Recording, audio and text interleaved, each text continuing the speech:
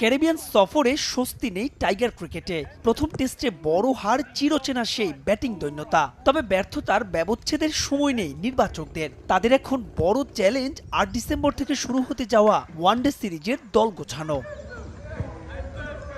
যেখানে বড় খবর বোধ হয় সাকিব আল হাসানের নাম না থাকা। বোর্ডকে দেয়া ৩ শর্ত পূরণ না হওয়ায় ক্যারিবীয়দের বিপক্ষে ওয়ানডে সিরিজে হয়তো থাকছেন না সাকিব। আর তাকে ছাড়াই দল গঠনের অনুমতি মিলেছে বিসিবির পক্ষ থেকে। তার মানে আন্তর্জাতিক ক্যারিয়ারের শেষটাও দেখে ফেলেছেন মিস্টার ৭৫। ভারতের বিপক্ষে কানপুরে খেলে ফেলেছেন নিজের শেষ ম্যাচটা। তবে এতে সমস্যা কমেনি, বরং বেড়েছে বইকি। পরিবারকে সময় দিতে সিরিজ থেকে নাম সরিয়ে নিয়েছেন মুস্তাফিজ। ইনজুরিতে আগেই ওয়েস্ট ইন্ডিজ সফর শেষ হয়ে গেছে মুশফিকের। নতুন করে সেই তালিকায় যোগ হয়েছে তাওহিদ হৃদয়ের নাম। শনিবার তার এমআরআই করা হবে। তারপরই আসবে এই মিডল অর্ডার ব্যাটসম্যানের ব্যাপারে সিদ্ধান্ত। শান্তকে নিয়ে শঙ্কা আপাতত নেই, তবে ভবিষ্যৎ অর্থাৎ চ্যাম্পিয়ন্স ট্রফির ভাবনায় কিছুটা দোটানায় নির্বাচকরা। সেক্ষেত্রে শান্তকে নিয়ে হয়তো দল ঘোষণা করা হবে, তবে তার বিশ্রাম মিলতে পারে প্রথম ২-১টি ম্যাচে।